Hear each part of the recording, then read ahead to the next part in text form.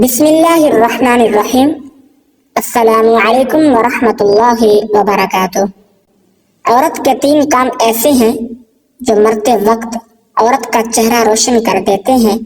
حضرت محمد صلی اللہ علیہ وسلم نے فرمایا، یہ 3 کام کرنے والی عورت جب اس دنیا سے رخصت ہوتی ہے تو مرنے سے پہلے اس کا چہرہ 14ویں کے چاند کی طرح روشن ہو جاتا ہے۔ اللہ تعالیٰ اس عورت کے 3 کام مرتے وقت اس کا چہرہ روشن کر دیتے ہیں۔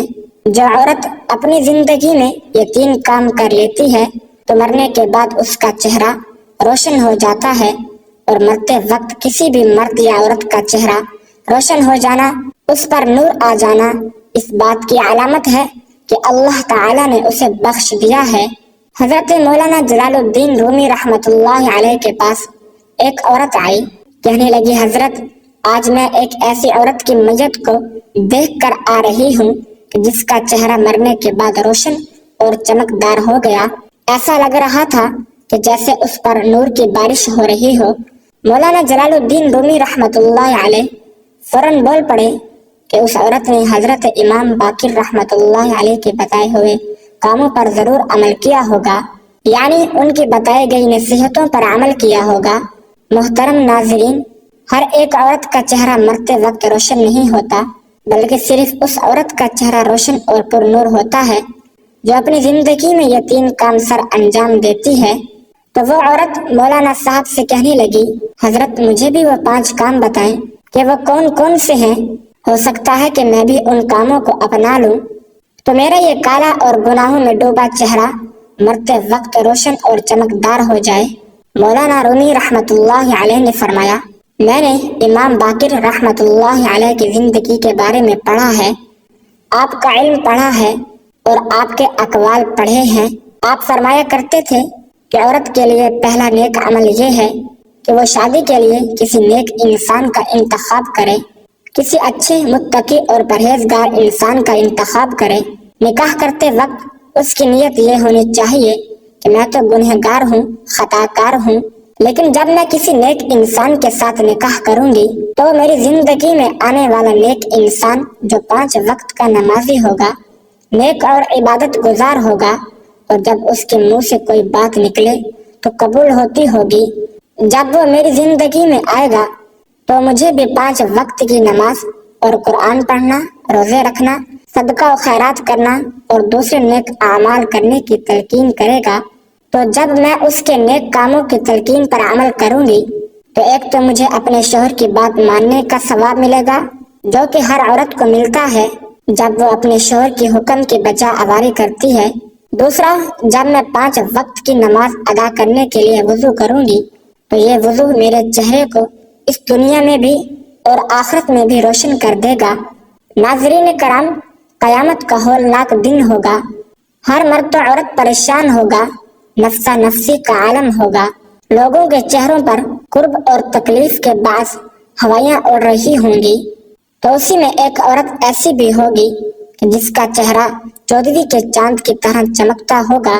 دوسری عورتیں جب اس کا چمکتا روشن چہرہ دیکھیں گی تو حیران رہ جائیں گی۔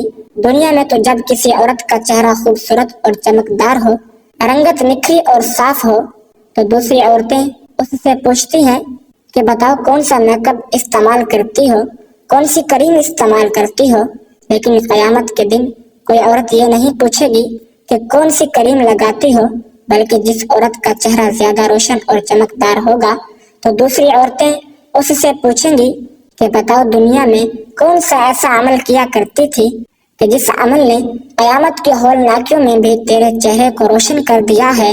تو پھر وہ عورت کہے گی کہ میں دنیا میں یہ عمل کرتی تھی۔ نمبر 1 فرمایا گیا، شادی کے لیے نیک اور متقی شخص کا انتخاب کرنے والی عورت جب نیک اور متقی شخص اس کی زندگی میں آ جاتا ہے تو یہ اس کی زندگی میں ڈھل جاتی ہے، نمازی بن جاتی ہے، قرآن پڑھتی ہے، حق بولتی ہے، سچ بولتی ہے، اچھے اخلاق اپناتی ہے، محلے کی عورتوں کے ساتھ اچھے اخلاق کے ساتھ پیش آتی ہے، اپنے گھر کے بڑوں کا ادب کرتی ہے، چھوٹوں پر شفقت اور مہربانی کرتی ہے، بدلحاظی، بدتمیزی اور بد اخلاقی سے بچتی ہے، تو مرتے وقت روح بعد میں نکلتی ہے اللہ تعالی جنت کا ٹکٹ پہلے دے دیتا ہے اور اس کا چہرہ روشن کر دیتا ہے۔ سبحان اللہ۔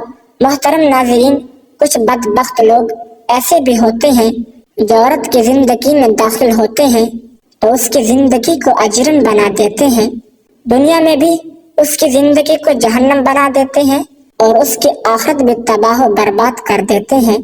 تو حضرت امام باقر رحمۃ اللہ علیہ نے فرمایا کہ دوسرا عمل جس سے عورت کا چہرہ مرتے وقت روشن ہو جاتا ہے وہ ہے پردہ۔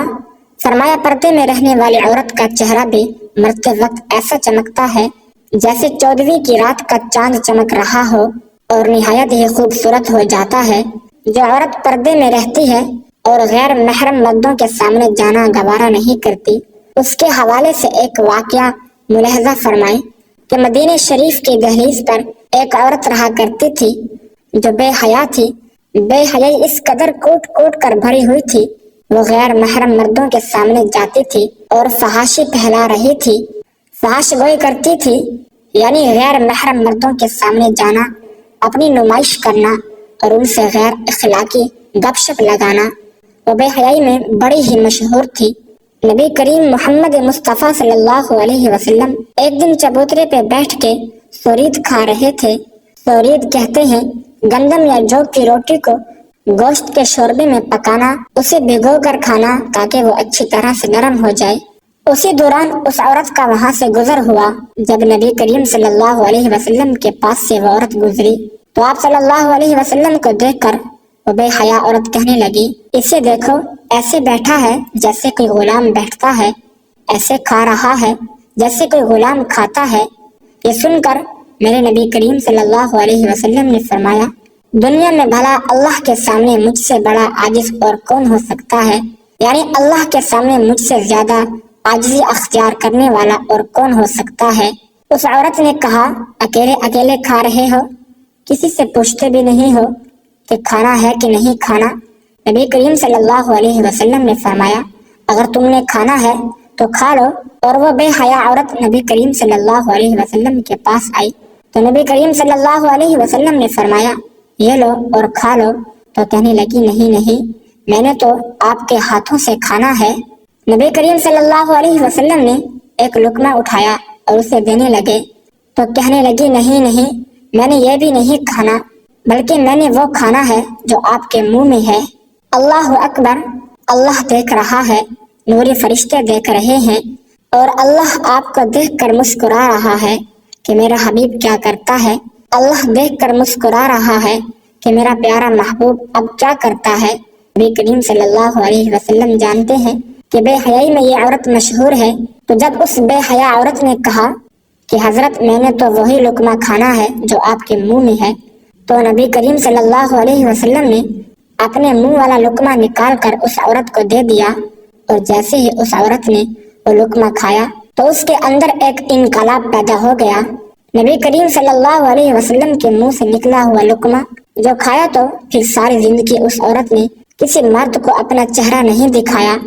کہنے والے کہتے ہیں کہ پھر اس عورت نے کبھی کسی کو اپنا چہرہ نہ دکھایا اور جہاں بھی جاتی پردہ کر کے جاتی۔ پھر ایک دن نبی کریم صلی اللہ علیہ وسلم کے قریب سے گزری تو اس کی نظریں نیچے ہیں۔ آپ صلی اللہ علیہ وسلم نے پہچانا کہ یہ تو وہی عورت ہے، تو آپ صلی اللہ علیہ وسلم نے دعا فرمائی، اے پردے میں چھپی عورت، اللہ تعالیٰ تیرا پردے میں چھپا چہرہ روشن کر دے۔ جب وہ مر رہی تھی تو رات کا وقت تھا، گھر سے باہر 14ویں رات کے چاند نے پورے علاقے کو روشن کر رہا تھا۔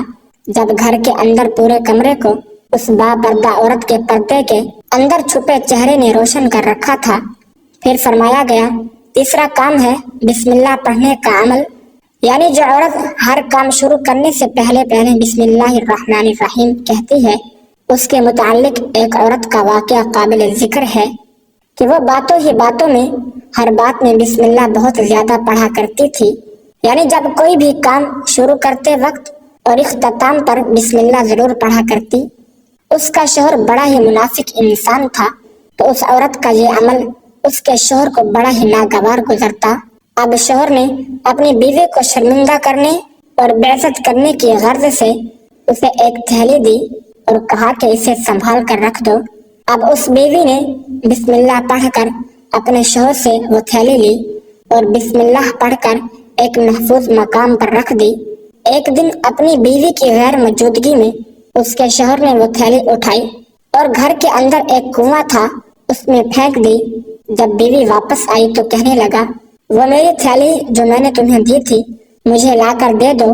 اس کی سوچ یہ تھی کہ جب اس کو وہ تھیلی نہیں ملے گی تو میں اسے ڈانٹوں گا اور بھرپور غصہ اس پر نکالوں گا، میں اسے خوب شرمندہ اور ذلیل کروں گا اور کہوں گا کہ تیری بسم اللہ ہی سب کچھ کروا رہی ہے۔ بسم اللہ پڑھ کر تھیلی رکھی تھی تو غائب ہو گئی۔ وہ عورت بسم اللہ پڑھتے ہوئے اندر گئی اور بسم اللہ پڑھتے پڑھتے اپنا ہاتھ تھیلی والی جگہ کی جانب بڑھایا۔ اللہ عز و جل نے فرشتے کو حکم دیا کہ جاؤ اس اسلام کی مقدس شہزادی کا ہاتھ وہاں پہنچنے سے پہلے تھیلی لا کر وہاں رکھ دینا۔ بسم اللہ پڑھتے پڑھتے اس خاتون نے وہاں سے تھیلی اٹھائی اور بسم اللہ پڑھتے ہی پڑھتے وہ تھیلی لا کر اپنے خاوند کو دی۔ جب اس کے شوہر نے اپنی تھیلی اس خاتون کے ہاتھ میں دیکھی تو ایک دم سے اس کے منہ سے چیخ نکل گئی اور دونوں ہاتھ اللہ کے سامنے جوڑ کر توبہ اور استغفار کرنے لگا اور کہنے لگا، اے میرے رب، میں تو بسم اللہ کی برکت کو آج سمجھا ہوں کہ اس کی طاقت کیا ہے۔ تو محترم ناظرین، بسم اللہ پڑھنے والی خاتون کا چہرہ بھی مرتے وقت روشن ہو جائے گا، کیونکہ یہ وہ عمل کر رہی ہے جو اللہ اور اس کے نبی صلی اللہ علیہ وسلم کو بہت زیادہ ہی پسند ہے۔ اس میں برکت ہی برکت ہے۔ نمبر 4، حضرت امام باقر رحمۃ اللہ علیہ فرماتے ہیں کہ اس عورت کا چہرہ بھی مرتے وقت روشن اور منور ہو جاتا ہے جس کا کوئی عمل ایسا ہو جو انسان کو اللہ کا محبوب بنا دے، یعنی کوئی ایسا عمل جو کسی نوجوان کو اللہ کا محبوب بنا دے۔ مدینے میں ایک نوجوان اور خوبصورت عورت رہا کرتی تھی۔ وہ مسجد نبوی میں نماز ادا کرنے کے لیے جا رہی تھی کہ راستے میں ایک نوجوان کھڑا ہوا تھا۔ اس نے اس عورت کا راستہ روک لیا تو عورت نے پوچھا کہ تجھے کیا تکلیف ہے کہ تو نے میرا راستہ روک لیا ہے؟ اس نے کہا کہ مجھے تکلیف یہ ہے کہ تیرا حسن مجھے بھا گیا ہے اور میں تجھے حاصل کرنا چاہتا ہوں۔ میں تجھ سے عشق اور محبت کر بیٹھا ہوں اور تجھ سے شادی کرنا چاہتا ہوں۔ عورت نے جب یہ سنا تو کہنے لگی، ٹھیک ہے، اگر تو مجھ سے شادی کرنا چاہتا ہے تو میری ایک شرط ہے، تو وہ شرط پوری کر دے، میں تیرے ساتھ شادی کے لیے تیار ہوں۔ نوجوان بے قرار ہو گیا اور کہنے لگا، جلدی سے بتا تیری کیا شرط ہے، میں ضرور اسے پورا کروں گا۔ عورت نے کہا کہ میری کوئی بہت بڑی شرط نہیں ہے، شرط بس یہ ہے کہ اگر تو مجھے حاصل کرنا چاہتا ہے اور میرے ساتھ شادی کرنا چاہتا ہے تو 40 دن تک بلا ناغہ حضرت سیدنا عمر فاروق رضی اللہ تعالی عنہ کے پیچھے ان کے امامت میں نماز پڑھنی ہوگی۔ وہ نوجوان فوراً وضو کر کے مسجد پہنچ گیا۔ اس عورت کے ساتھ شادی کرنے کے لیے دن میں 5 وقت نماز باجماعت ادا کرنے لگا۔ قربان جائیں حضرت سیدنا عمر فاروق رضی اللہ تعالی عنہ کی امامت پر کہ جن کی امامت میں وہ نوجوان نماز ادا کرنے لگا۔ جیسے جیسے وہ نوجوان حضرت عمر فاروق رضی اللہ تعالی عنہ کی امامت میں نماز ادا کرتا رہا، اس کے دل کی دنیا بدلتی گئی۔ 40 دن تکمیل ہو گئے۔ اب یہ نوجوان اسی راستے جا رہا ہے، آنکھیں نیچے ہیں اور پورے کا پورا نوجوان حیا کے لباس میں لپٹا ہے۔ عورت راستے میں کھڑی ہے، کہنے لگی اے نوجوان، اپنی نظریں اوپر کر اور دیکھ، میں آج اپنے وعدے کے مطابق تیرے سامنے کھڑی ہوں۔ تو نے 40 دن والی اپنی شرط پوری کی ہے تو میں بھی وعدے کے مطابق تیار ہوں۔ اس نوجوان نے اپنا سر اوپر اٹھایا اور اس خوبصورت نوجوان عورت کی جانب دیکھ کر کہنے لگا، اے خوبصورت خاتون، تیرا حسن اپنی جگہ، لیکن اب مجھے تیری ضرورت نہیں رہی، میرے دل کی دنیا اب بدل چکی ہے۔ حضرت عمر رضی اللہ تعالی عنہ نے میرے دل کا تعلق میرے رب کے ساتھ جوڑ دیا ہے، لہذا میں تجھے اپنے وعدے سے آزاد کرتا ہوں، اب تو اپنے گھر چلی جا۔ تو فرمایا گیا، ایسی نیک خاتون جس کا کوئی عمل اسے اللہ کا محبوب بنا دے، یعنی جو خود بھی گناہوں سے بچے اور دوسروں کو بھی اچھے راستے چلا دے، تو ایسی عورت کا چہرہ موت کے وقت روشن اور منور ہو جاتا ہے۔ امام باقر رحمۃ اللہ علیہ نے فرمایا، ایسی عورت جو اللہ کے سامنے جھکنے والی ہو 5 وقت کی نماز ادا کرنے والی ہو۔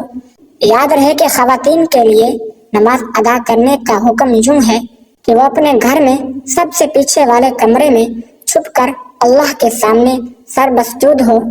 امید کرتا ہوں کہ آج کی تحریر آپ کو ضرور پسند آئی ہوگی۔ مزید اچھی تحریروں کے لیے ہمارے چینل کو سبسکرائب کریں۔ شکریہ۔ اپنا بہت خیال رکھنا، دعاؤں میں یاد رکھنا۔ اللہ حافظ۔ السلام علیکم ورحمۃ اللہ وبرکاتہ۔